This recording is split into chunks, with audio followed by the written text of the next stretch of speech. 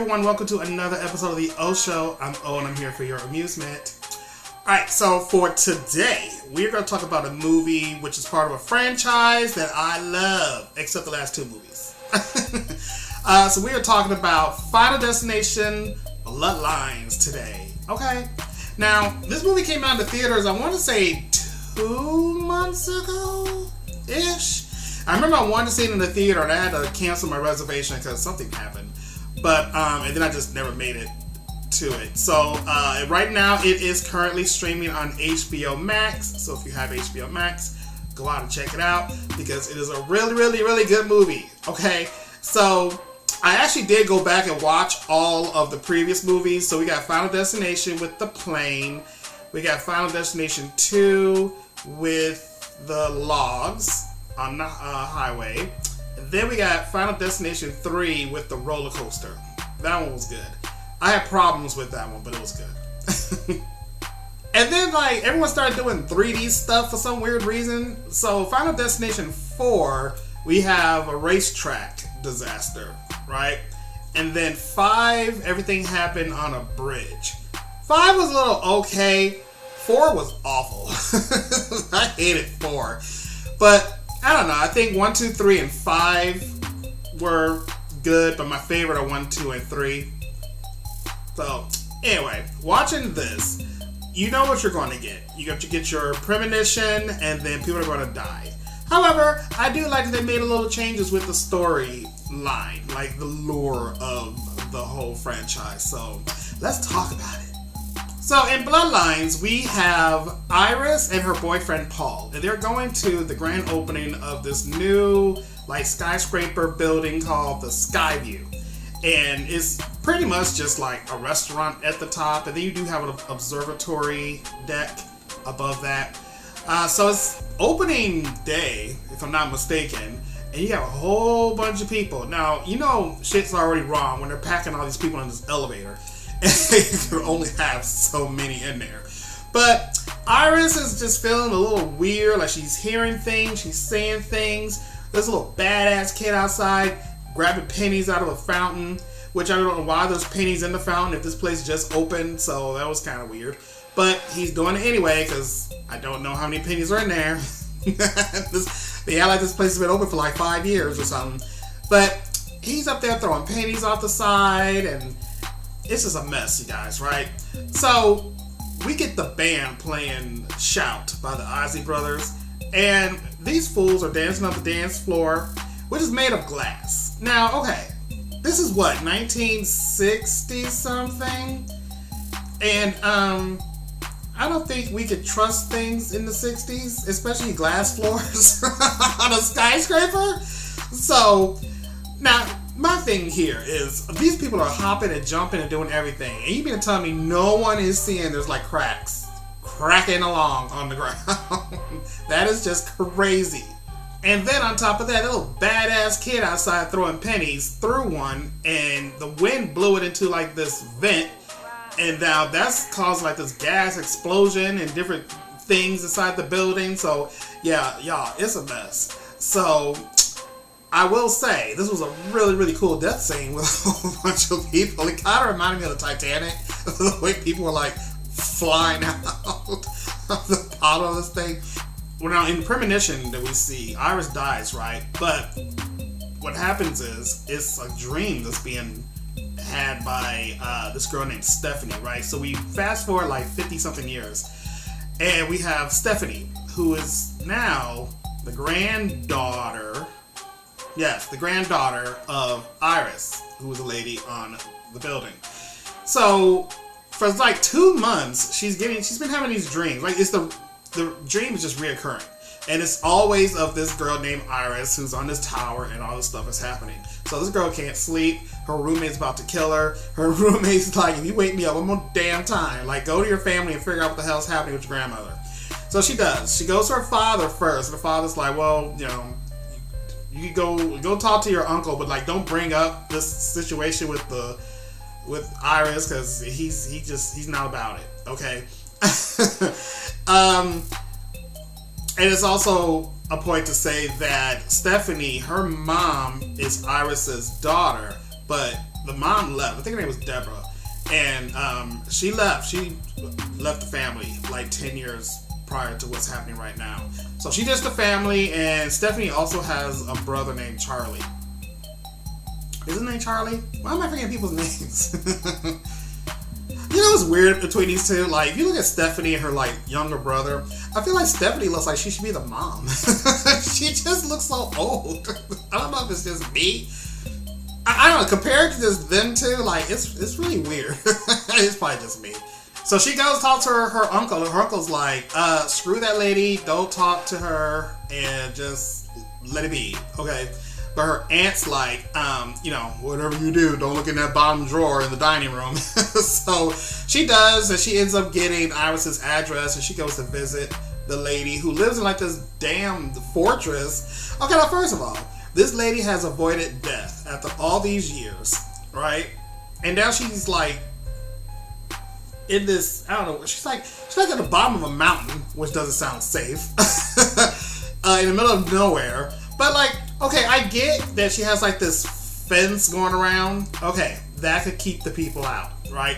But when you go on the other side of this fence to get to her house, you have to go through like all these wood stakes and like there's so many sharp things in this yard. It looks like she's just surrounded by death. Like anything could kill her. Who put that out? I cannot imagine that this lady who's scared of death set all this up by herself. Everything is sharp. And then you would think that she would have like no furniture or anything inside the house, but she got plants and things with corners and more sharp objects. I don't understand why you just don't have a mattress on the floor. And like, well, don't put a space heater in there. That's going to burn your house down. But you know what I'm saying? Anyway, she's talking to her grandmother. Her grandmother just tells her everything. Like, look, I stopped a whole bunch of people that day from dying, right? She had the premonition. She told people to get out of the building. And all these people should have been dead, but they didn't die, and they went on to have families, and the family should not have existed, and death is pissed. So death, through the years, have been killing people one by one, and now it's Iris's turn, her and her family. So she has this book, and she's just been writing everything down this book, and she gives Stephanie the book. And she's like, go tell your family, okay? Your family and friends, like everyone. And Stephanie just does not believe her. So this lady takes the chance and goes outside like she knows what's going to happen. And, yeah, she goes outside and we see the first family kill. Bye-bye, Iris. So the family ends up burying Iris, and then we see that Darlene pulls up in this camper and returns to the family. Oh, wait, her name is Darlene. Why did I say Deborah before? I don't know, I knew it started with a D. So, so the mom who left, her name is Darlene. Oops, okay. So, Darlene shows up, and Stephanie ain't having it, okay? So Stephanie goes back home, and she's looking through the book, and then the family one day has a barbecue. So they're all at the uncle's house having a barbecue, and Stephanie has 3 cousins whose names I don't remember. Why can't I remember anyone's name in this movie? Okay, I'm pretty sure it's Eric, Julia, and Bobby. Yes, Eric, then Julia, then Bobby. Okay. So this is the scene that you see in the trailer where they're setting up for a barbecue, a glass is broken, a piece of glass goes into the ice, and there's people on a trampoline, and doobie-doobie-doo, right? Now my question is, there's a part where like they dump this bucket of ice into the bin outside. Where do they get this ice from? We have like an ice machine in the house? I mean, I guess it's a rich house, but that looks like it came from a bar. You know, like people dump ice from an ice machine. Anyway, I thought that was funny. But we see that things are happening around where someone's going to get something. Something's going to happen to somebody, and it ends up being the dad. So the uncle gets killed by lawnmower. And then they have a funeral for him.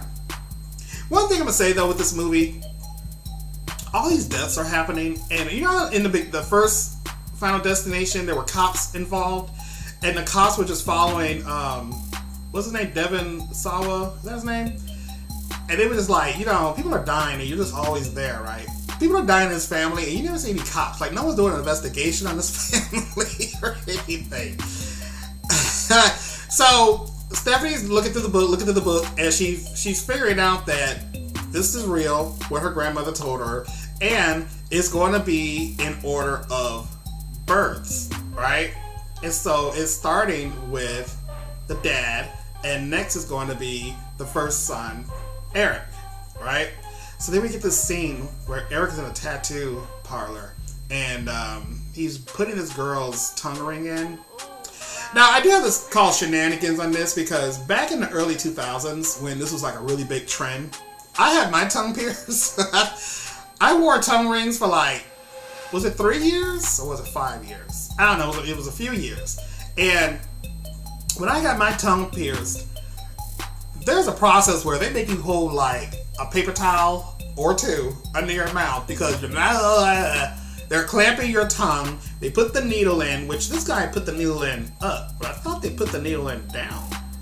I don't remember that part, but I know for someone who has a tongue for getting a piercing, there is so much slobber coming out of your mouth, and this girl is just spitless. So I was like, there should have been a lot more something happening in this scene. It just looked a little too clean to just go, you're done.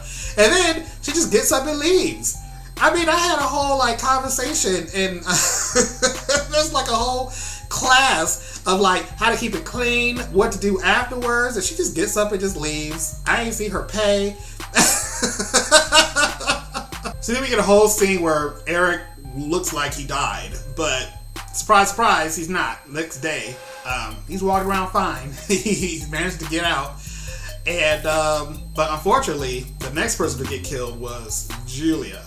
Now, my question with Julia's death, which is really funny, how Stephanie's like, stay away from that rake, stay away from those kids playing soccer, and then everything she said ended up happening to Julia. But okay, it's garbage day. Everyone's cans are out on that street, and so we see that the next house over, their can is out to get picked up for trash day. But how come there are no other trash cans out on that street? It's not like their street ends and they're the last house on the street. So I get that the garbage can that Julia's in goes in, and now the truck is just driving, and they have to now stop the truck from driving away and killing her. But why were there not other cans outside?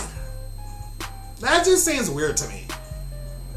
Like, me filming this video today is our trash day, and like everyone's trash cans are out. So I don't understand why that one house was the last house to have a trash can out. Like, is everyone hard-headed and not put their... I don't know, it's just weird to me.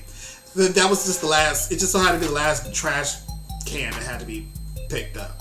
You know, because I noticed things like that. So we find out that the reason that Eric didn't die is because, family secrets, he is actually, he was born out of wedlock, okay? He was someone else's child, and they just never said anything when the mom and the dad got together and had the other two kids. Which is really funny, because I'm looking at these kids, I'm like, okay, well, they're probably all blonde, and maybe Eric is the rebel, and he decided to dye his hair, but... yeah, he has like black hair. Like, he does not look... well, I shouldn't say he doesn't look like, because they're not real siblings, but he just stands out from being the other people's siblings to me. And I did kind of wonder, like, why is he so different looking than the mom, the dad, and the other? He just kind of stood out. So, okay, I like that. That kind of made sense, because I did have that in the back of my head. So now we gotta go find this person named JB, who is listed in the book as being someone who would have some answers. So, technically, the next person to die would be Bobby, and Bobby is funny. Like, he has, like, this nut allergy, and so there's a couple times he's come close to, like, eating things with nuts in it. So they end up going to a hospital, and we learned that the JB this reference is the character that is played by Tony Todd. Guys, rest in peace, Tony Todd. Oh, he looks so, like... frail in this movie. Now, if you don't know, Tony Todd's been in the previous, well, I think, 3 movies? I think he's in like 2, 3, either 4 or 5. I think he's like 3 out of the other 5. But, he played a major role in it. He had, it's a little cameo, but it was a major part. And now he was sick while filming this scene. So he did pass away in 2024, if I'm not mistaken. It was last year. He died before the movie was released. And it's just kind of just spooky. Like, in the movie, he's saying, like, well, you know, I got my cancer. I managed to fight death off this long, and now I'm just accepting my fate. And since Iris is gone, I'm like the last one from that actual building that survived, because when the movie opened in the Skyview Tower, there was a little black boy there, and his mom is in a band, and they all died. They got burnt up or what have you, but she put him in like this box thing, like this cabinet, and so Iris was able to save him. But so that's him. So yeah, oh, rest in peace, Tony Todd.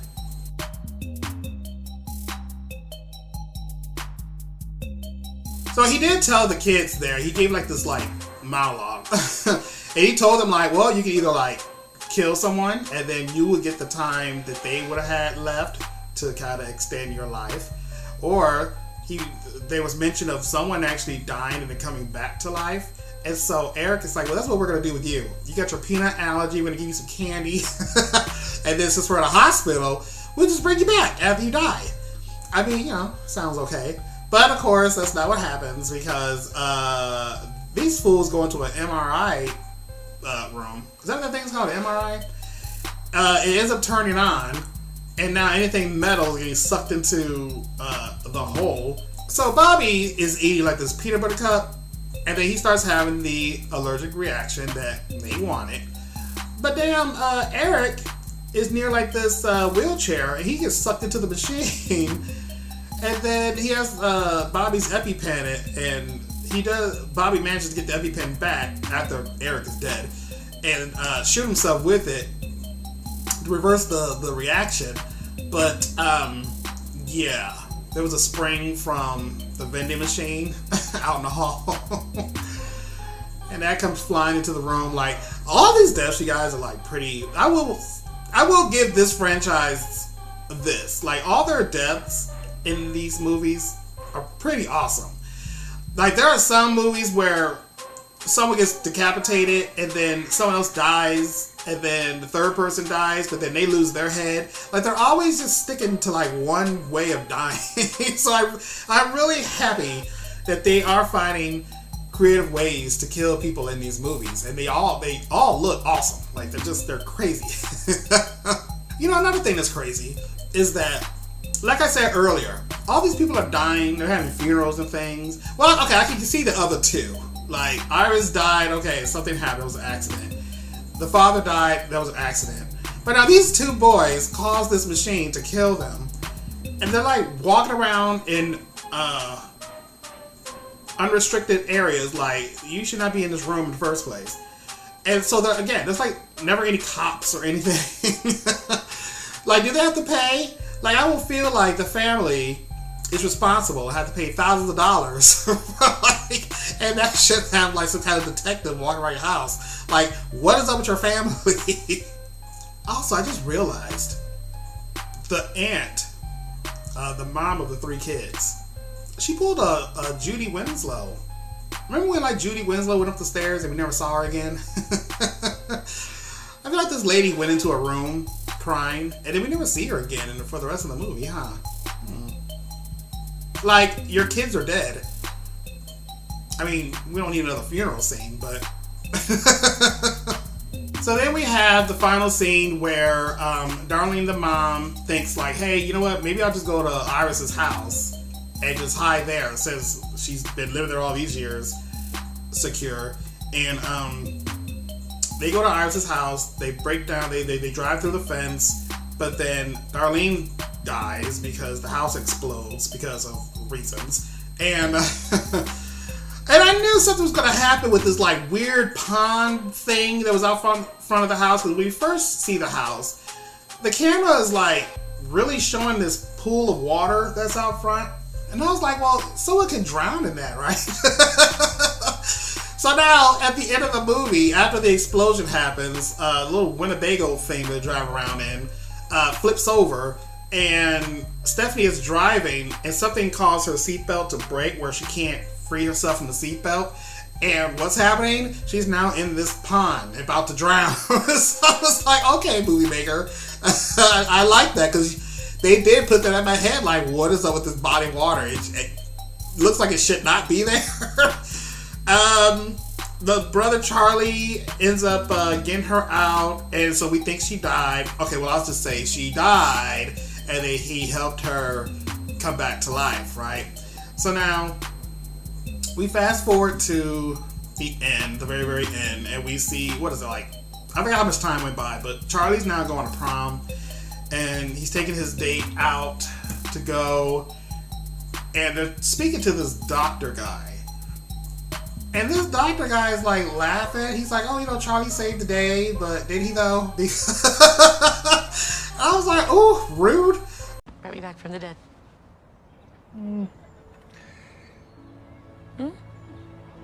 Yeah. What? Well, technically, you weren't dead. What? Well, I mean, if you were unconscious and Charlie got you breathing again, then your heart didn't stop. But regardless, way to go, Charlie. He's like, well, you technically didn't die, because if he brought you back to life, that means your heart didn't stop. And they're like, what? So then we see that, like, this girl somewhere is buying, like, what is she buying? She's buying something to drink. And there's a penny that gets dropped, and it shoots somewhere. And I think this movie should have been called, like, Final Destination Blood Pennies or something, like Killer Pennies, like Pennies of Doom or something like that. Is this why they get rid of the penny? It just causes a lot of trouble. So anyway, this penny causes a train to derail. And so now that she's come to the realization that, oh wait, I didn't die, so I should have died. This train comes crashing through buildings, chasing them down the street, and then both her and her brother are killed via logs that were being carried by the train. A little homage to the second movie with the scurry logs that people see every day down highway. And then the movie's over. So yeah, you guys, this was like a really good movie. I enjoyed this one. I hope there are no more. Like, stop. Because what was the last movie? Like 15 some years ago? Something like that? But I think they did a really, really good job. There were a lot of callbacks to other movies that they didn't really, like, it wasn't so in your face. You know, one thing I did notice when I watched the movies back, though, there is I think it's called Pale Ale. If anyone notices, every movie, they feature a beer. And it's always the same beer. Either in can form, or you'll see a truck, and on the side of the truck is Pale Ale. And at the barbecue, I didn't notice this in the trailer watching it, and I kind of, when I watched the other movies, I was like, okay, now whenever I watch this movie, let me double check what is on that bottle that you see that falls at the barbecue. And sure enough, it's a Pale Ale. So, hey, I do like that. I do like that Tony Todd's character kind of answered a question that I did have in my mind when we first met Iris, because she's saying how she never leaves the house, she stays there, and now she has cancer. So I'm like, well, how do you know you have cancer? Like, is she going to the doctor? Like, is a doctor coming to her house? But then he would have to have some kind of tools to test her and all this other stuff, which could kill her. Like, how did she find out she had cancer? But anyway, she picks up like a medicine bottle of pills. And so I'm like, well, how the hell is she getting the pills? Are they being delivered to her? I assume she's not going to a Walgreens to pick up her pills. But I guess they are, in a way, because Tony Todd was saying how, like, oh, she has cancer and I've been taking care of her. Like, I guess since he works in a hospital, I guess he's the one who's prescribing her the pills that she's taking. But are they being delivered, is my question. How is she getting these pills? She would have to come outside to the mailbox, right? Is she letting the mailman in and walking through that war zone outside of her house and just dropping the box off at the door?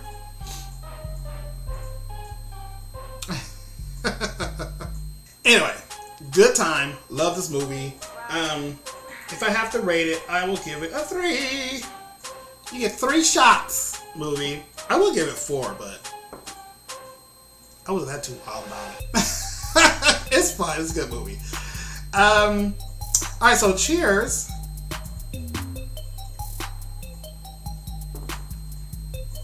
It'll be, give me a minute. Let me know your thoughts about, what's this? Final Destination Bloodlines, right? Damn alcohol. Let me know in the comments below what you think. If you saw it, what were your favorite parts? What didn't you like? Did anyone know, like, so, you know how, like, in the beginning, Iris, like, what did she prick her finger on? But she's bleeding. And you know when people, like, bleed, they go, like right away? She never did that. She kind of went like this with her fingers. So, is she just getting blood all over the place? I didn't notice that. That looked weird. Because if you prick your finger, you got to put something on to stop the bleeding. But she's just still walking around. But now you're touching things. Yeah, that's gross. Alright, here we go. Alright, so. Hey guys. Please like this video, subscribe to the channel if you haven't already, and I will see you all in the next episode. So, until then, TTFN.